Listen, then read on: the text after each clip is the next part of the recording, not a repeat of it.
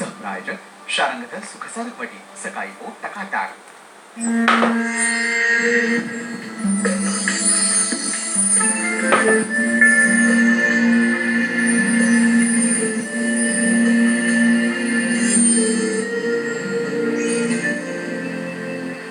मंडळी नमस्कार.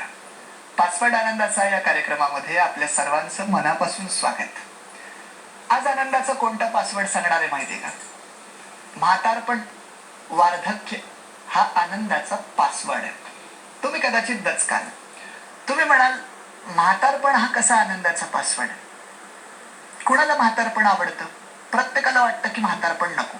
मी तुम्हाला माझ्या लहानपणीची गंमत सांगतो की लहान असताना म्हणजे जेव्हा फारसं काही कळत नव्हतं तेव्हा आपण अशा वृद्ध आजी आजोबा असतील किंवा शेजारचे कोणी असतील की जे वयानं खूप वयस्कर आहेत अशा लोकांच्या जर आपण पाया पडलो तर ते मला आशीर्वाद द्यायचे की चांगला म्हातारा हो.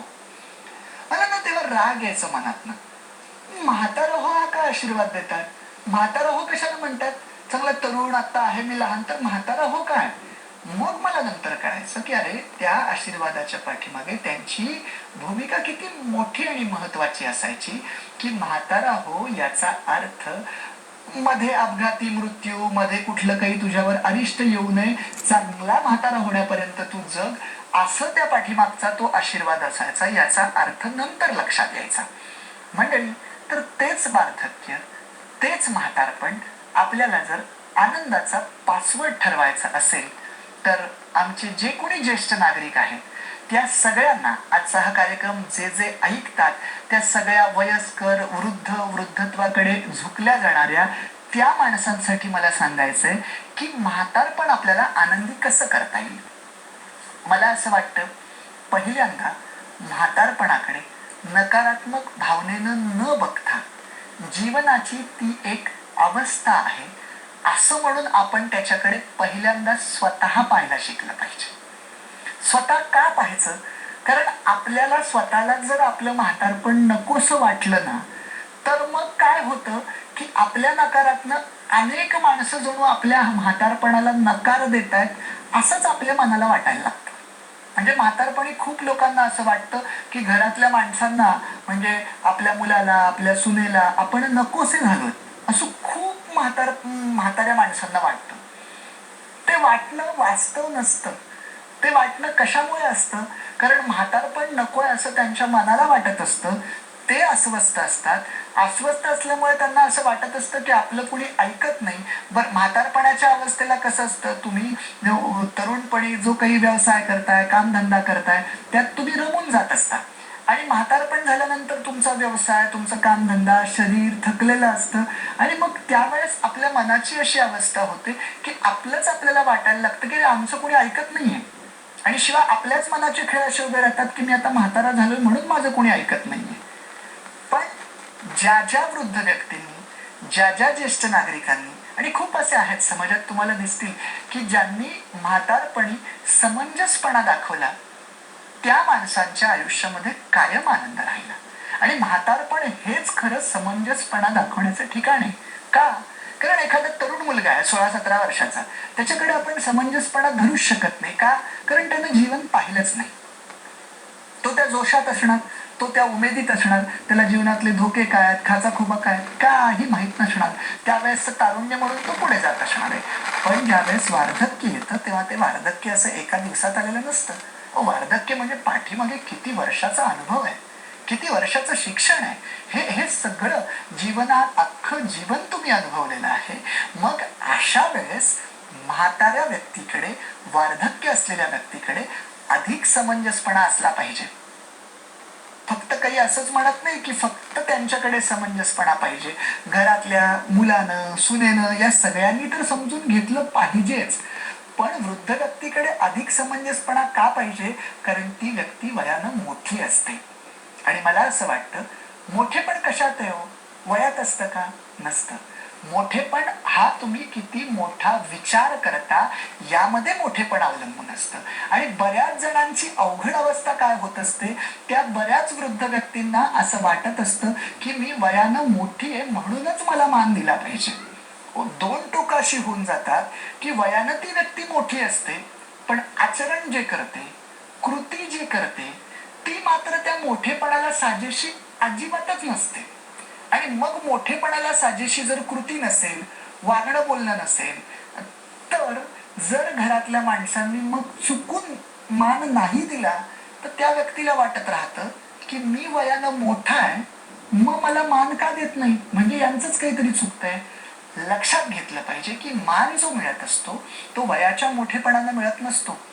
त्या मोठेपणामध्ये आपण किती मोठेपणानं वागतोय, मनाच्या विचाराच्या, त्यानं मान मिळत असतो. नाहीतर मग वयाच्या 16व्या वर्षी ज्ञानेश्वरी लिहिलेल्या आणि 21व्या वर्षी समाधी घेतलेल्या ज्ञानेश्वरांना माऊली माऊली म्हणून अख्ख्या महाराष्ट्रानं गौरवलंच नसतं ना, जर वयाच्याच तुलनेत तुलना करायची म्हटली तर. ते तर किती लहान होते, पण आपण त्यांच्यासमोर नतमस्तक होतो. त्याचं कारण काय? त्यांचं लहान वय नाही, त्यांचं जे मोठेपण आहे ते महत्वाचं आहे. मग विचार करा, म्हाताऱ्या माणसांच्या वयाच्या मोठेपणाच्या जोडीला समंजसपणाचा मोठेपणा आला, तर मग मान मान तर काय आपोआपच येत राहिलो. आणि बघा तुम्ही, म्हणजे नीट निरीक्षण करून पहा. मला त्या सगळ्या वृद्ध व्यक्तींना सांगायचंय की जेव्हा आपलं तारुण्य असतं, आपल्या शरीरामध्ये ताकद असते, तेव्हा आपण संसाराचा गाडा मोठ्या हिकमतीनं लढवलेला असतो. आता हे दिवस असे आहेत की आपण तितकं काम नाही करू शकत. आपलं शरीर थकलेलं आहे. आपलं होतं असं की आपण ते करू शकत नाही, ही शरीराची जाणीव आपण विसरून जातो. आणि तरी सुद्धा तारुण्यात जे केलं त्याच पद्धतीनं आत्ता करायला पाहिजे म्हणून आपण तिकडे जात असतो. मला त्या सगळ्या वृद्ध नागरिकांना, वृद्ध असलेल्या सगळ्यांना हे सांगायचंय की एक लक्षात घ्या, आता तुम्ही काहीच करू नका. तुम्ही फक्त आशीर्वाद आणि सल्ला, उपदेश देण्याचं काम करा. आता तुमचं धावण्याचं वय नाहीये. आता तुम्ही काय करायचंय, आता तुम्ही बाकी आपल्याकडे आपल्या संस्कृतीमध्ये वानप्रस्थाश्रम असायचा की त्या वयात तुम्ही आलात की संसार मुलाबाळांकडे द्यायचं आणि आपण वानप्रस्थाश्रमामध्ये जायचं. आता ते शक्य नाहीये, पण आपण मनानं जाऊ शकतो. तुम्ही तुमच्या मुलांसाठी आतापर्यंत पुष्कळ केलंय. आता काही करायचं फंदातच पडू नका. आता उलट तुम्ही मनानं शांत राहा. तुम्ही आता त्यांच्यासाठी काय करताय याच्यापेक्षा तुम्ही त्यांना किती प्रेम देताय, किती आपुलकी देताय, किती जिव्हाळा देताय, त्यांच्याशी तुम्ही किती प्रेमानं वागताय, हे त्यांच्यासाठी अधिक महत्वाचं आहे. आता तुम्ही करून करून काय करणार आहात ना. मग माझं म्हणणं आहे, आत्ता तुम्ही जे त्यांना प्रेम द्याल, आपुलकी द्याल, जिव्हाळा द्याल. प्रेम, आपुलकी, जिव्हाळा हे कसं असतं, एका बाजूने दिलं की दुसऱ्या बाजूने ते आपोआप येत असतं. मला असं वाटतं, वृद्ध झालेल्या व्यक्तींनी काही बाकीचं न करण्यापेक्षा घरामध्ये प्रेम, आपुलकी, माया, जिव्हाळा एवढं जरी दिलं, मग बोलणं गोड असेल, बोलण्यामध्ये प्रेम असेल, कृतीमध्ये प्रेम असेल. कारण कसं असतं माहितीये का, की बघा, वृद्धत्वाला माणूस आला की त्याला सगळ्यात भीती कसली वाटते, मृत्यूची वाटत असते. प्रत्येक वृद्ध माणसाला वाटत असतं की आता माझा कधीतरी मृत्यू होणारच आहे. मग मृत्यू झाल्यानंतर पण जे शिल्लक राहणार आहे ते काय राहतं, आठवणी राहतात. तुम्ही जिवंत असताना तुमच्या घरातल्यांशी, तुमच्या आजूबाजूच्यांशी, बाकीच्यांशी कसं वागलात, प्रेमानं वागलात, आपुलकीनं वागलात, जिव्हाळ्यानं वागलात. बरं तुम्ही नोकरीला असाल, व्यवसाय करत असाल, त्यावेळेस तुम्हाला घरादाराकडे लक्ष द्यायला वेळ मिळाला नसेल. आता तुम्ही मोकळे आहात, तर आता बाकी काही करत बसण्यापेक्षा किमान तुम्ही प्रेम, आपुलकी, जिव्हाळा स्वतःच्या घरात आजूबाजूच्यांना, जे येतील त्यांना हे संयमित आणि शांतपणे जर दिलं, तर मेल्यानंतरही त्या आठवणी त्या घरामध्ये शेजारच्यांना कायम वाटत राहतील. मेल्यानंतर चला एक कटकट संपली असं कुणाच्या शेजारच्यांनी बोलण्यापेक्षा, किंवा घरातल्यांना चला एक जाच होता तो निघून गेला अशी त्यांची मनाची अवस्था होण्यापेक्षा, त्यांच्या डोळ्यामध्ये आसू आली पाहिजेत.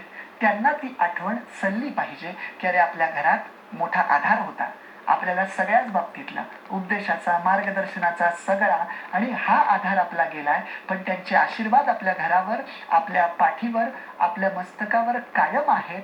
ही श्रद्धा निर्माण झाली पाहिजे. आणि पुन्हा माझं सांगणं आहे की ही श्रद्धा वयाच्या मोठेपणानं होत नसते, ती आचरणानं होत असते.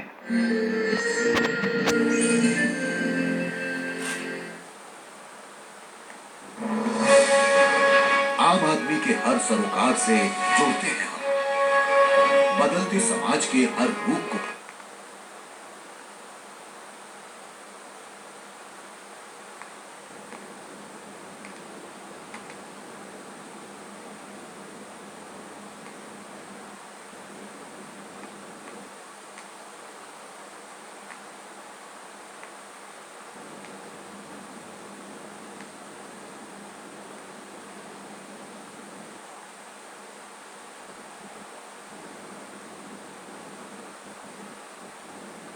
पाहिले म्हाताऱ्या आजी असतात तो खूप वय झालेलं असतं आणि चालत बाजाराला निघालेले असतात, रोज जातात, काहीतरी घेऊन येतात.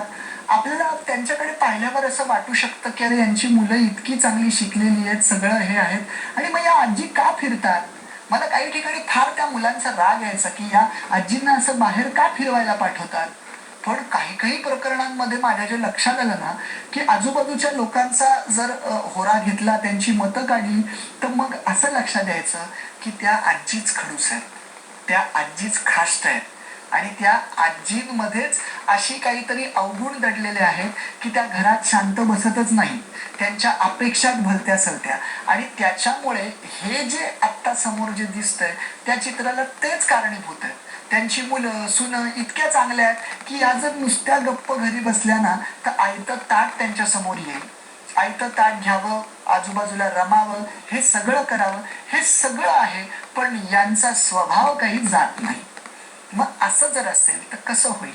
म्हणून माझं सांगणं आहे समंजसपणा येऊ दे, मनाने माणसं मोठं होऊ द्या आणि मला त्या सगळ्या समंजस मनाने मोठं असणाऱ्या माणसांना ज्यांना वृद्ध अवस्थेमध्ये मृत्यूची भीती सतावते आणि ज्यांना असं वाटतं मृत्यूनंतर सगळं संपणार आहे, नाही संपत. आपल्याला आपलं जीवन तटस्थपणे पाहता आलं पाहिजे. कसं सांगू पाहता आलं पाहिजे. तुम्ही कधीतरी समुद्र किनाऱ्यावर गेल्यावर सनसेट पॉइंट असतो, तुम्ही तिथे सूर्य अस्ताला जाताना पाहत असता. तुम्ही सूर्य अस्ताला जाताना किती किती तटस्थपणे पाहता. तो सूर्य अस्ताला चाललेला असतो.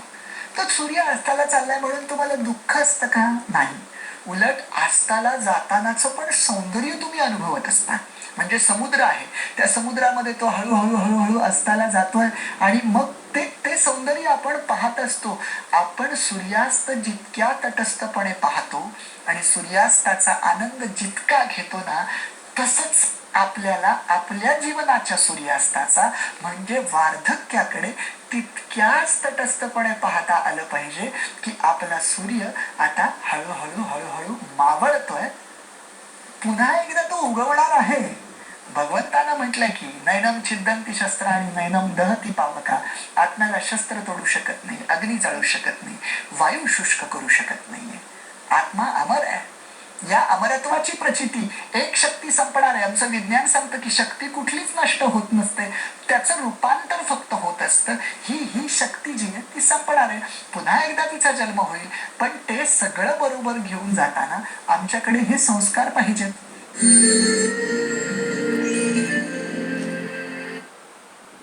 दररोज नवी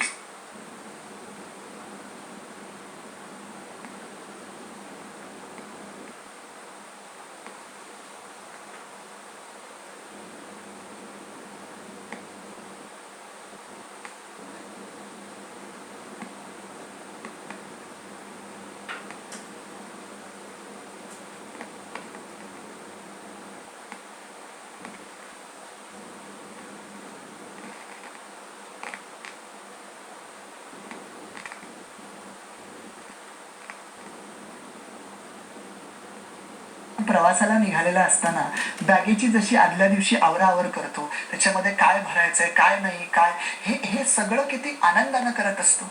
मला असं वाटतं वार्धक्य म्हणजे त्या जीवनाची आवराआवर करण्याची वेळ आहे. मग ती आवराआवर किती चांगल्या पद्धतीनं करता येईल. बॅग भरून आपण जसं प्रवासाला बरोबर काहीतरी घेऊन जाणार असतो, तसा हा देह आपण जे सोडणार आहोत, आपला आत्मा निघून जाणार आहे, त्या आत्म्याच्या बरोबर संस्कार म्हणून आपण कोणत्या कोणत्या गोष्टी बरोबर घेऊन जाणार आहोत की ज्या आपल्याला पुरतील, ज्या आपल्याला पुढे उपयोगी पडतील. मग त्यातल्या टिकाऊ कुठल्या, शाश्वत कुठल्या, अशाश्वत कुठल्या, याचा शोध आपण घ्यायला नको का.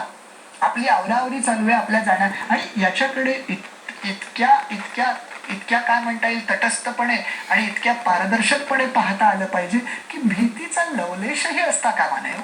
कारण आपण आपलं जीवन इतकं कृतार्थ जगलेलो आहोत की या जगामध्ये जन्म घ्यायचा हे मी ठरवलं होतं का. नाही, कुठल्या तरी एका शक्तीनं मला इथे जन्म दिला. मग त्या शक्तीनं जर जन्म दिला, उलट तिच्या माध्यमातून मी इतक्या अवस्था पाहिल्या आणि आता हा एक मधली अवस्था आहे, शेवटची अवस्था आहे वार्धक्याची. त्याच्यानंतरही माझा पुढचा प्रवास चालू असेल. कारण जन्मापूर्वी मी कुठे होतो ते मला माहित नाही, मृत्यूनंतर कुठे जाणार आहे त्याचं उत्तर माझ्याकडे नाही, पण एवढं मात्र नक्की आहे की जन्मापूर्वी मी ज्या ठिकाणी होतो त्याच अवस्थेला मी मृत्यूनंतर जाणार आहे. म्हणजे माझा मधला कालावधी, जन्म आणि मृत्यूचा हा जो मधला कालावधी होता तो मधला कालावधीच पाहुणा म्हणून होता. आणि त्या पाहुण्या कालावधीतनं आता मी चाललोय माझ्या गावाला, मग आम्ही चाललो आमच्या गावा, आमचा रामराम घ्यावा. आणि हा रामराम जर इतका आनंदी असेल आणि एवढी सगळी मानसिक तयारी त्या वार्धक्यात झालेली असेल, तर मला असं वाटतं वार्धक्य शाप न वाटता वरदान वाटेल. त्या वार्धक्यात सुद्धा तुम्हाला आनंद मिळेल, त्या वार्धक्यात सुद्धा तुम्हाला आनंदाचे पासवर्ड सापडतील. तुम्हा सगळ्या जे वृद्ध हे हा भाग ऐकतात त्या सगळ्यांना मनापासून शुभेच्छा. धन्यवाद. श्रीमंतांची महाआरती सिद्धिविनायक ग्रुप राजेश